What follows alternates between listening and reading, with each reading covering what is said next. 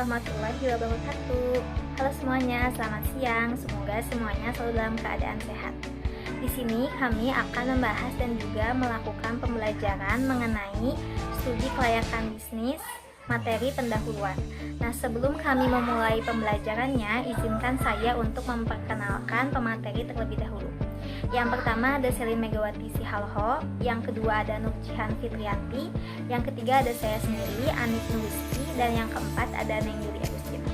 Selanjutnya mari kita mulai pembelajarannya. Di sini saya akan menjelaskan manfaat pentingnya studi kelayakan bisnis. Yang pertama, untuk dapat menilai layak atau tidaknya suatu bisnis yang akan kita jalani. Yang kedua, memberikan pemahaman kepada mahasiswa mengenai aspek-aspek apa saja yang perlu diperhatikan ketika memulai suatu bisnis. Yang ketiga, untuk menghindari resiko dan kegagalan yang besar dalam memulai bisnis. Yang keempat, memberikan pemahaman mengenai langkah-langkah yang benar dan layak dalam menjalankan bisnis. Yang kelima, memperluas wawasan di bidang perekonomian, karena dalam studi kelayakan bisnis juga membahas aspek ekonomi suatu bisnis. Yang keenam, menambah pemahaman dan pengalaman dalam ruang lingkup studi kelayakan bisnis. Sebelum ke pembahasan materi, di sini saya akan menyampaikan beberapa submateri pendahuluan. Yang pertama, pengertian dan tujuan menyelenggarakan studi kelayakan. Yang kedua, lembaga-lembaga yang memerlukan hasil studi kelayakan. Yang ketiga, ruang lingkup studi kelayakan. Yang keempat, kaitan studi dengan investasi. Yang kelima, faktor yang mempengaruhi intensitas studi kelayakan. Pertama yang akan kita bahas yaitu pengertian dan tujuan mempelajari studi kelayakan bisnis.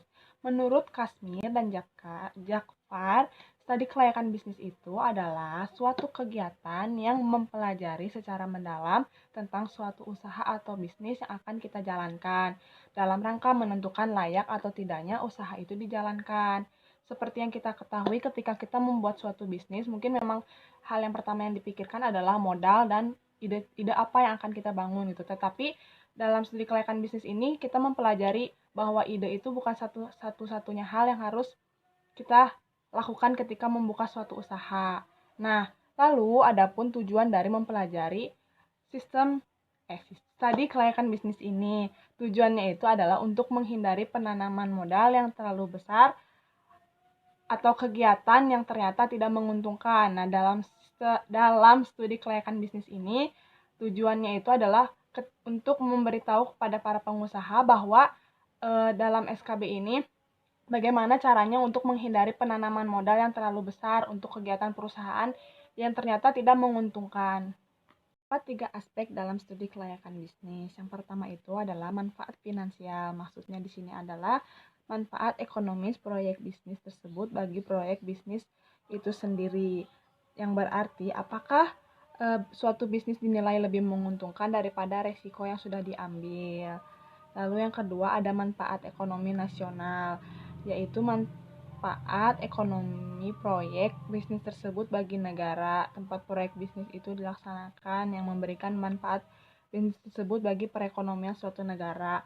Nah, maksudnya di sini itu adalah ketika kita membuka suatu usaha atau bisnis, apakah suatu usaha atau bisnis yang kita buka ini bermanfaat bagi negara?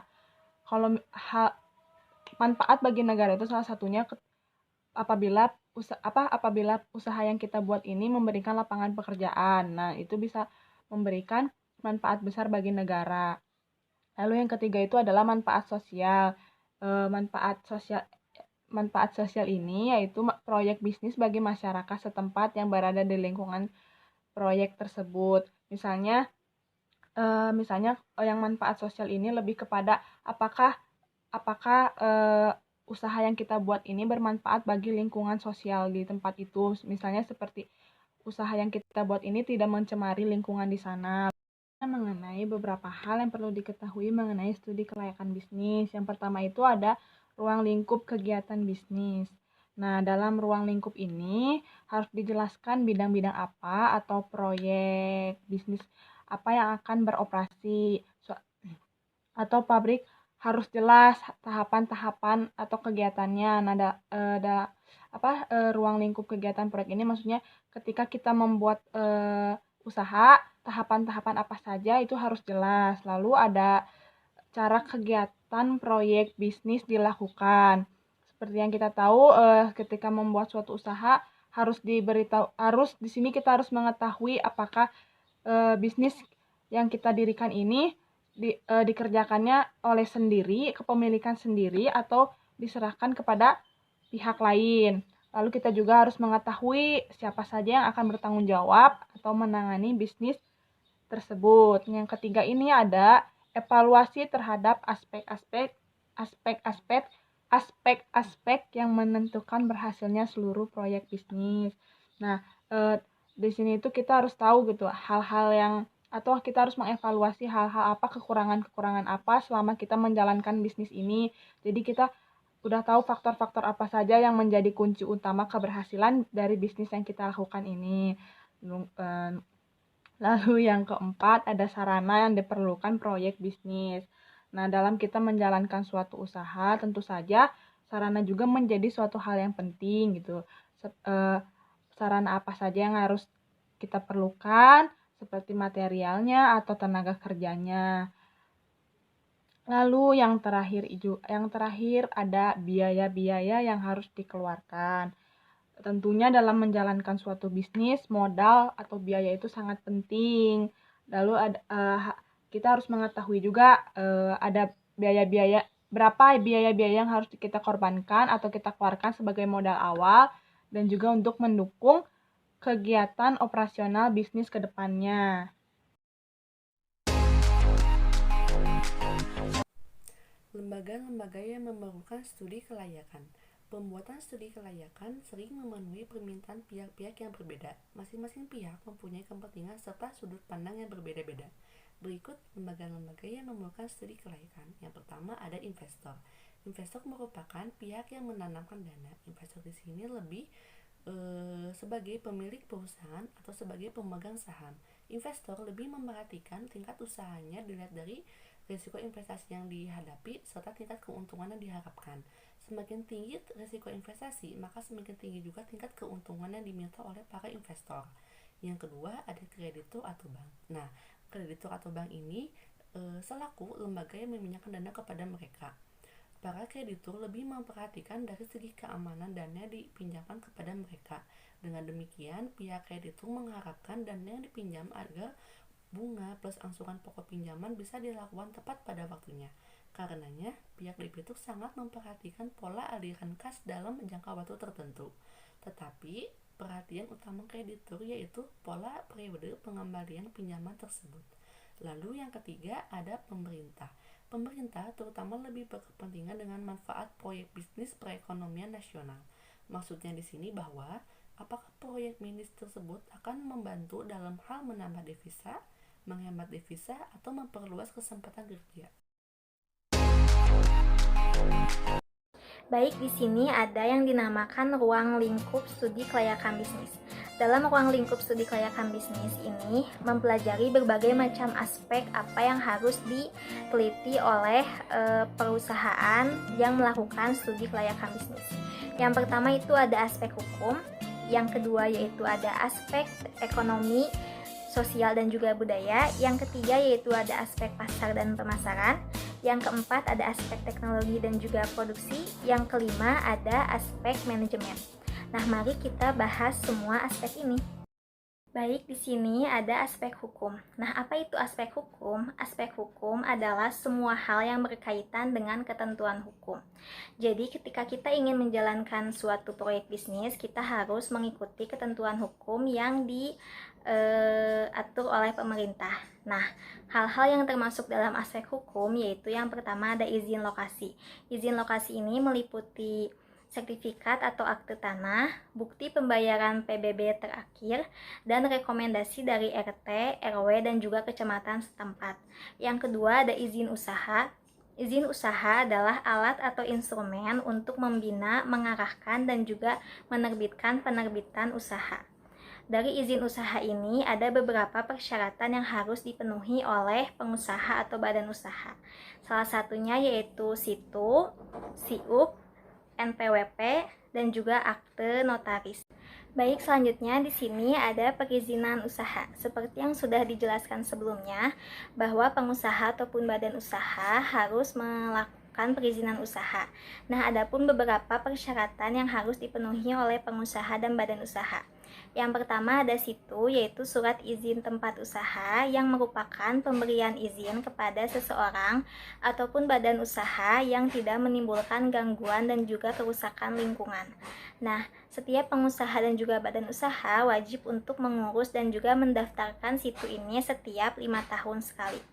Lalu apa sajakah prosedur yang harus dipenuhi oleh setiap pengusaha dalam mengurus situ? Yang pertama yaitu surat permohonan dari RT, RW, dan juga kecamatan. Lalu yang kedua ada fotokopi KTP dari pemohon. Yang ketiga yaitu surat permohonan tempat izin usaha. Yang keempat ada berita acara pemeriksaan lokasi usaha tersebut. Lalu yang selanjutnya ada skema ataupun sketsa dari lokasi tempat usaha tersebut dan juga bukti bahwa tetangga ataupun masyarakat sekitar tempat lokasi usaha tersebut mengizinkan dan juga tidak keberatan. Lalu yang selanjutnya juga ada pas foto berukuran 3x4 sebanyak 2 buah dan akte notaris pendirian badan usaha seperti CV, PT, ataupun koperasi, dan juga surat-surat kepemilikan tanah lainnya. Nah, selain perusahaan ataupun pengusaha yang sudah memenuhi beberapa persyaratan perizinan usaha tersebut, pengusaha juga wajib untuk menambahkan beberapa peraturan dalam menjalankan bisnisnya agar bisnisnya itu lancar dan juga tidak mengganggu serta tidak memberikan kerugian bagi masyarakat. Yang pertama itu peraturan mengenai ketertiban. Nah, adanya larangan bagi pengusaha ataupun badan usaha yang menyimpan barang-barang produksinya di tengah jalan ataupun tempat umum yang sering dilalui oleh masyarakat agar tidak mengganggu kenyamanan masyarakat. Lalu juga dalam ketertiban ini diwajibkan perusahaan ataupun pengusaha ini dalam menjalankan usahanya, tempat lokasi bangunan tersebut harus sesuai dengan peraturan pemerintahan daerah. Lalu yang kedua ada peraturan mengenai keamanan. Nah, bahan-bahan produksi dan juga barang-barang produksinya harus sesuai dengan peraturan pemerintahan daerah dan juga tidak menimbulkan bahaya apapun. Jadi bukan bahan yang menimbulkan bahaya dan juga bukan bahan yang mudah terbakar. Dan juga perusahaan ataupun pengusaha wajib mentaati dan juga mengetahui peraturan mengenai keselamatan kerja agar tenaga kerjanya pun dijamin aman. Lalu yang ketiga ada peraturan mengenai kesehatan. Jadi perusahaan ataupun pengusaha serta badan usaha wajib untuk mempunyai peralatan P3K, obat-obatan agar sebagai upaya untuk adanya keselamatan pertama bagi tenaga kerja ataupun masyarakat sekitar. Nah, yang kedua itu ada SIUP atau Surat Izin Usaha Perdagangan. Jadi setiap pengusaha ataupun badan usaha yang melakukan kegiatan usaha perdagangan wajib untuk memperoleh SIUP ini. Nah, apa itu SIUP? SIUP atau Surat Izin Usaha Perdagangan adalah surat izin yang diberikan kepada pengusaha ataupun badan usaha yang melakukan kegiatan usaha perdagangan. Surat izin ini dikeluarkan oleh pemerintah melalui Dinas Perindustrian dan juga Perdagangan. Jadi setiap pengusaha baik perseorangan ataupun CV, PT, firma, BUMN dan juga koperasi harus memperoleh SIUP ini. Nah, kecuali ada beberapa yang tidak memerlukan SIUP seperti kantor cabang ataupun perwakilan dari perusahaan yang menggunakan SIUP dari perusahaan pusat. Jadi tidak memerlukan SIUP. Lalu yang kedua seperti pedagang asongan, pedagang kaki lima, pedagang keliling, itu juga tidak memperoleh SIUP. Dan yang ketiga adalah perusahaan perseorangan yang kecil dan juga tidak berbadan hukum, itu pun tidak diberikan ataupun tidak wajib untuk memperoleh SIUP. Nah, untuk surat izin usaha perdagangan ini dibedakan menjadi 3, yaitu ada surat izin usaha perdagangan kecil, menengah, dan juga besar. Untuk surat izin usaha perdagangan kecil yaitu diberikan kepada perusahaan yang memiliki modal dan kekayaan bersih di luar tanah dan bangunan sebesar sampai dengan 200 juta rupiah. Sedangkan untuk SIUP menengah yaitu bagi perusahaan yang memiliki total kekayaan bersih di atas 200 juta rupiah sampai dengan 500 juta rupiah. Sedangkan untuk SIUP besar diberikan kepada perusahaan yang memiliki modal dan kekayaan bersih di luar tanah dan bangunan di atas 500 juta rupiah. Jadi SIUP ini diberikan kepada perusahaan berbeda-beda. Tidak semua perusahaan itu diberikan SIUP yang sama. Ada perusahaan yang diberikan SIUP kecil, menengah, dan juga besar sesuai dengan modal dan kekayaan bersih yang dimiliki perusahaan tersebut. Perizinan usaha selanjutnya yaitu NPWP atau nomor pokok wajib pajak. Seperti gambar yang di samping, itu merupakan contoh surat NPWP yang merupakan nomor yang diberikan kepada wajib pajak sebagai sarana dalam administrasi perpajakan yang dipergunakan sebagai tanda pengenal atau identitas wajib pajak dalam melaksanakan hak dan kewajibannya. Nah, dengan adanya nomor NPWP ini, maka akan mendapatkan kemudahan dalam mengurus persyaratan administrasi, seperti halnya di perbankan. Karena beberapa instansi perbankan saat ini mengharuskan adanya nomor NPWP sebagai salah satu syarat utama atau syarat dokumen pendukung untuk mengurus administrasi di tempat tersebut. Perizinan usaha selanjutnya yaitu akte pendirian perusahaan. Seperti gambar yang tertera di samping, itu merupakan contoh akte pendirian perusahaan yang merupakan salah satu dokumen yang diperlukan sebagai bukti adanya pendirian perusahaan, baik perusahaan kecil maupun perusahaan besar. Nah, oleh sebab itu, setiap perusahaan itu diharuskan memiliki akte pendirian perusahaan. Maka nantinya akan membuat para pemilik menjadi lebih mudah untuk bekerja sama dengan banyak instansi atau sesuai yang dibutuhkan.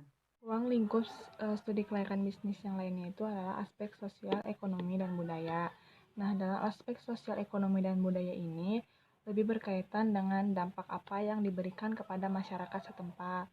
Nah, antara lainnya jika dilihat dari sisi budaya, apakah dampak keberadaan proyek bisnis yang kita buat ini terhadap kehidupan masyarakat setempat dan kebiasaan yang dilakukan masyarakat apakah berubah atau tidak. Lalu dari sisi ekonominya dilihat apakah proyek bisnis yang dilakukan ini memberikan manfaat ekonomi kepada masyarakat atau justru merugikan.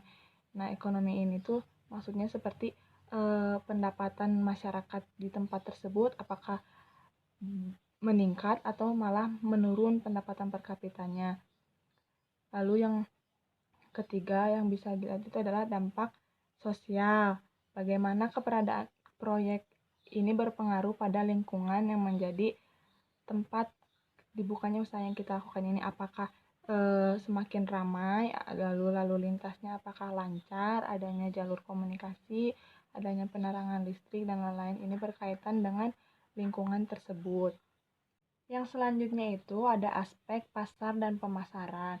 Nah, dalam aspek pasar dan pemasaran ini akan berkaitan dengan peluang pemasaran terhadap suatu produk yang akan ditawarkan kepada masyarakat dengan melihat potensi pasar, terus dengan melihat juga daya beli masyarakat sekitarnya, lalu juga dengan melihat jumlah konsumen yang potensial dan strategi apa yang akan digunakan untuk menarik minat konsumen dalam membeli produk usaha yang kita buat. Nah, adapun beberapa hal yang dipelajari dalam aspek pasar dan pemasaran. Nah, yang dipelajarinya itu yang pertama itu ada permintaan. Nah, permintaan ini secara total atau terinci membahas mengenai jenis konsumen, perusahaan, lalu besar pemakaian, proyeksi dan permintaannya. Lalu ada penawaran juga. Penawaran ini berkaitan dengan bagaimana hubungan perekonomiannya dalam negeri dan impor, misalnya impor. Nah, perkembangan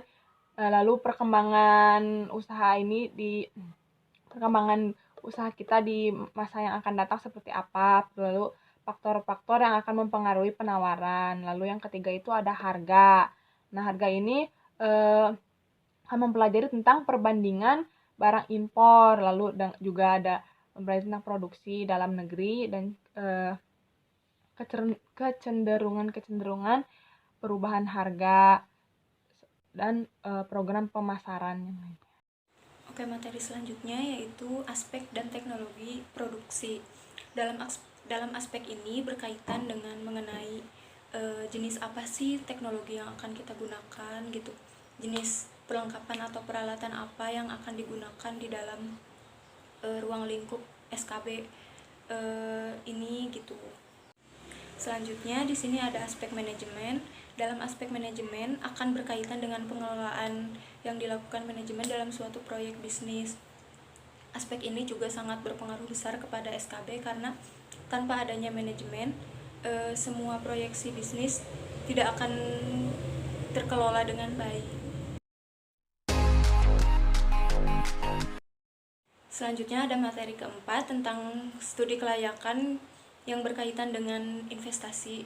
Saat ini banyak negara melakukan kebijaksanaan mengenai meningkatkan investasi itu dengan cara mengundang bangsa asing untuk meningkatkan modal mereka. Dari sudut pandang perusahaan, proyeksi bisnis mempunyai arti penting, diantaranya pengeluaran modal mempunyai konsekuensi jangka panjang. Jadi modal di sini tuh modal dari negara lain, terus konsekuensinya jangka panjang. Jadi inilah alasan kenapa investor mengundang bangsa asing gitu. Yang kedua, pengeluaran modal umumnya menyangkut jumlah yang besar. Jadi ini juga salah satu kenapa Indonesia sering mengundang bangsa asing untuk berinvestasi kayak gitu.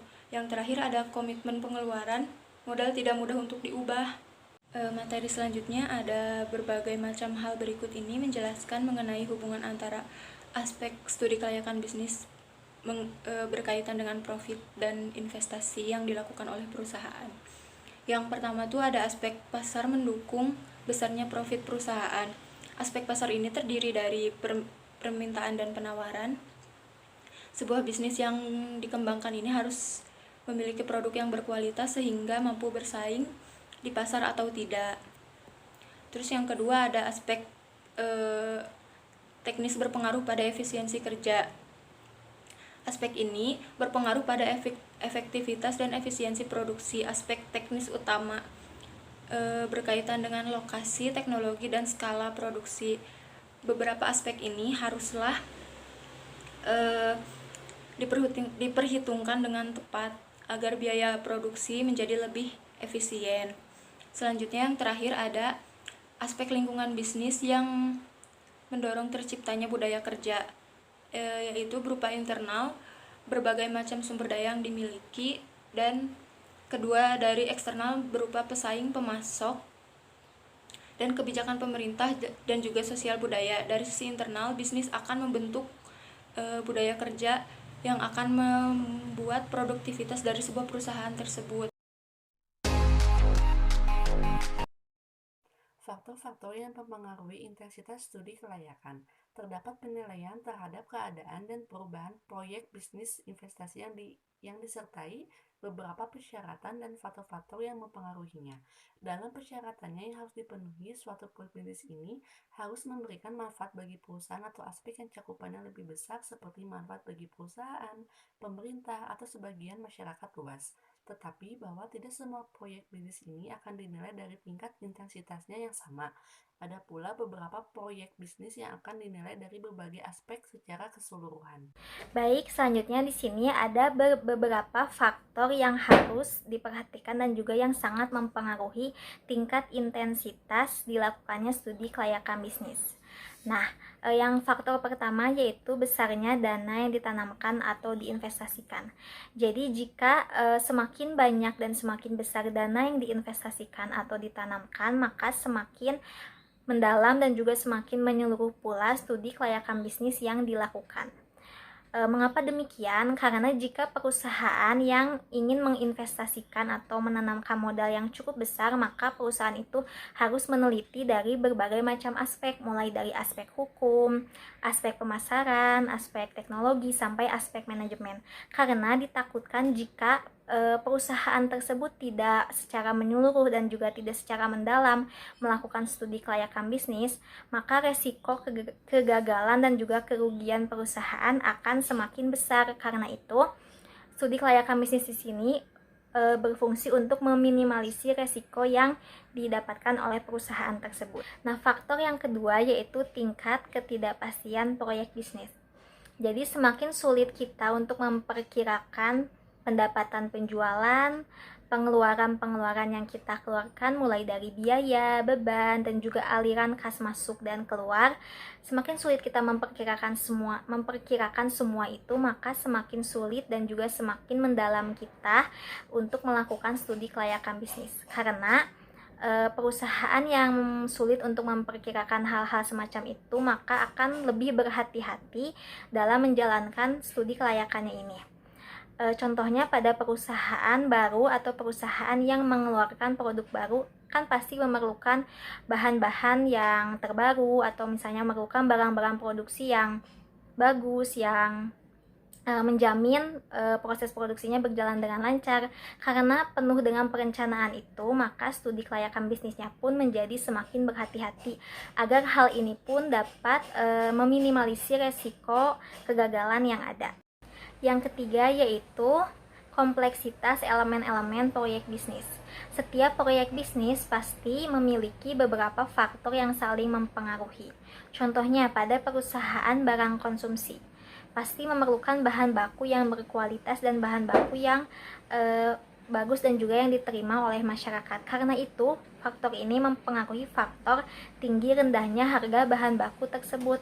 Nah, semakin kompleksitas dan juga semakin kompleks faktor-faktor yang saling mempengaruhinya ini, maka semakin berhati-hati pula dalam melakukan studi kelayakan bisnis. Karena suatu perusahaan pun tidak ingin rugi dan juga tidak ingin merugikan masyarakat. Karena itu, proyek bisnis yang dilakukan dan juga studi kelayakan bisnis yang dijalankan harus secara berhati-hati dan secara mendalam, agar ini juga bisa meminimalisir resiko yang ada dan juga bisa membuat si perusahaan tidak merugikan pihak manapun.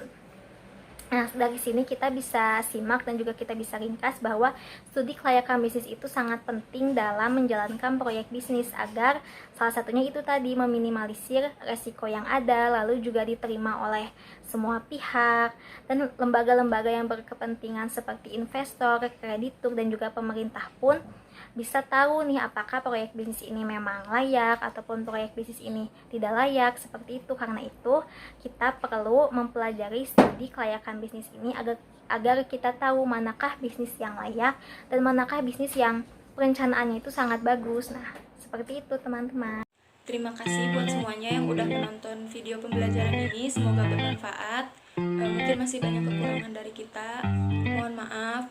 Selanjutnya silahkan kawan-kawan semua mengisi soal post-test yang sudah kita sediakan.